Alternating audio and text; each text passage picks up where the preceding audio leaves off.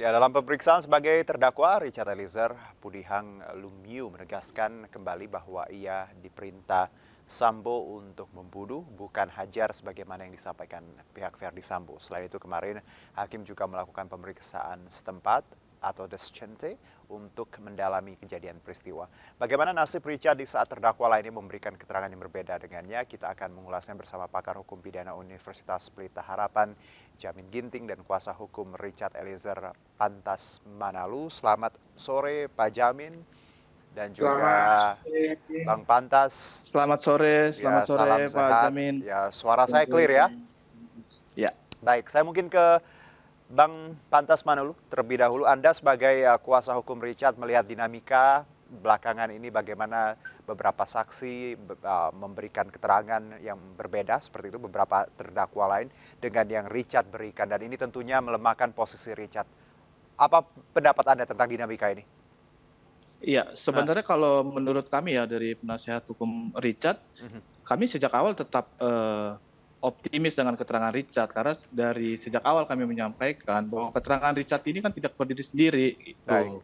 Jadi walaupun keterangan terdakwa yang lain berbeda dengan Richard, Mhm. tapi kan berdasarkan fakta persidangan kita sudah menyaksikan dan terungkap gitu kan bahwa keterangan Richard Eliezer ini tidak berdiri sendiri. Hmm. Yang pertama itu misalnya kita bicara soal keterangan dari ahli poligraf yang dihadirkan oleh Baik. eh, jaksa penuntut umum, kemudian juga kami konfirmasikan dengan ahli yang kami hadirkan.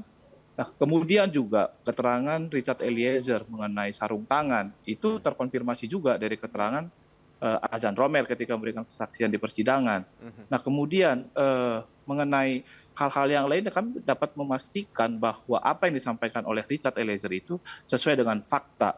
Gitu. Dan itu juga terkonfirmasi kemarin ketika kita melakukan pemeriksaan setempat di Mhm. TKP Ya. Saguling dan Duren 3. Oke, saya ke Pak Jamin. Pak Jamin, kita tahu bahwa hakim sedang mencari keyakinannya seperti itu untuk mengumpulkan bagaimana logik yang sebenarnya baik di lapangan melalui setempat kemarin dan juga keterangan dari berbagai macam pihak.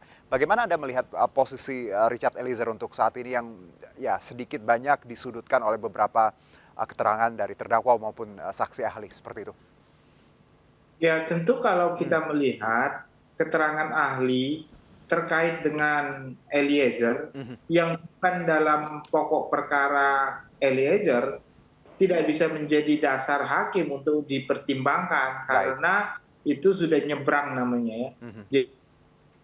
Jadi keterangan ahli dalam kasus FS contohnya gitu ya, dia sebagai terdakwa, maka hanya berfungsi dan dapat dipertimbangkan untuk Untuk keterangan FS, FS, bukan oke. keterangan Eliezer. Ya. Mhm. Nah, jadi apa yang diketerangkan itu nilainya nggak ada sama sekali sebagai bahan pertimbangan nantinya dan tidak boleh dikutip oleh majelis hakim begitu. Mhm. Nah, kalau dilihat dari konteks ini, apa yang menjadi tujuannya? Contohnya, kita ambil satu terkait dengan GC. Ya. Kenapa mereka mempersalahkan GC begitu terkait dengan Eliezer? Mhm. Dianggap Eliezer berbohong tidak konsisten terkait dengan contohnya lah ya, sarung tangan yang dia bilang tidak Mhm. ada ditemukan di CCTV Saguling. Tetapi kan Eliezer sendiri tidak pernah menyatakan hal itu terkait sarung tangan di Saguling. Tadi kita dengar sendiri ya, Ya. bahwa yang digunakan adalah sarung tangan yang digunakan di Duren 3. Mhm. Nah, jadi itu kalau diserang seperti itu tentunya tidak mempunyai arti apa-apa ya dalam putusan untuk memberatkan dari Eliezer karena register perkaranya yang sangat berbeda. Nah, jadi harusnya pengacara FS itu berjuang supaya mereka ini bagaimana menyatakan bahwasanya perbuatan FS ini berjuang untuk apa namanya meringankan hukumannya bukan menyerang Oke. terdakwa lainnya. Nggak boleh, harusnya itu tidak boleh seperti itu, nyebrang itu istilahnya kan. Baik, berarti dengan kata lain bahwa sesuai registernya ya Pak Jamin, bahwa ketika saksi ahli yang dihadirkan oleh pihak FS, harusnya mereka fokus kepada FS, bagaimana meringankan FS, bukan malah menyerang seperti itu. Karena tidak ada gunanya, Nah, karena hakim tidak akan mempertimbangkan hal seperti itu, tidak bisa nyebrang ya Pak Jamin ya? jadi Oh, menurut saya apa sih tujuannya? oke. Tujuannya cuma satu, karena dalam alat bukti itu dalam hakim dalam memutuskan seorang bersalah, dia perlu ada 2 alat bukti dan 1 keyakinan. Hmm. Nah, kemungkinan besar mereka masuk dalam keyakinan hakim, karena keyakinan hakim kan sifatnya subjektif ya. Ya, Jadi setiap dia mendengar omongan, keahlian, mungkin seakan-akan nanti didengarkan sebagai suatu keyakinan hakim yang secara implisit masuk dalam pertimbangannya, gitu. Tapi nggak boleh dikutip dari ahli apa gitu ya, si A yang menerangkan dalam perkara Verdi Sambo nomor register sekian, nggak boleh, itu oke. nggak boleh. Ya, jadi mungkin mereka hanya supaya hakimnya tahu saja kalau sebenarnya JC itu tidak layak. Tapi Oke. sebenarnya nggak. Kalau saya lihat ya Ah, dari perkara ini dan pandangan hakim, pertanyaan-pertanyaannya, dia tidak goyang terkait dengan keterangan ahli kemarin. oke. Dengan kata lain, sebenarnya apa yang dilakukan pihak AFS dan juga PC yang mencoba untuk tadi mungkin masuk ke keyakinan hakim agak useless ya Pak ya?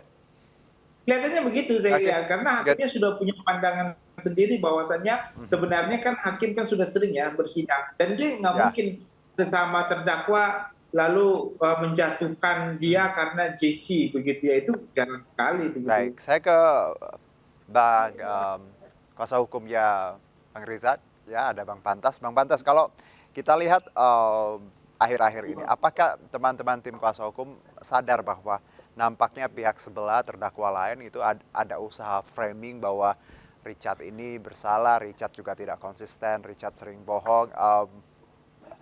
Anda sadar akan ada framing seperti itu? Iya, memang Ah, dari beberapa keterangan yang disampaikan oleh kuasa hukum terdakwa yang lain, memang mhm. kami melihat ada arah ke sana Baik. gitu. Tapi buat kami seperti tadi yang disampaikan oleh Bang Jamin, Aha, bahwa apa yang terungkap di persidangan dalam perkara terdakwa yang lain itu tidak mengikat dan bukan menjadi fakta persidangan dalam perkara oke. klien kami Richard Eliezer seperti itu. Mhm. Jadi kalaupun ada framing yang tadi disampaikan oleh para kuasa hukum dari terdakwa yang lain, kami melihat itu tidak juga tidak juga substansi atau relevan dengan keterangan Richard di dalam persidangan seperti itu. Oke, menarik. Kita jeda dulu, Bang Pantas dan juga Pak Jamin. Nanti kita sambung di segmen berikutnya dan pemirsa tetap bersama kami di MNC News Now.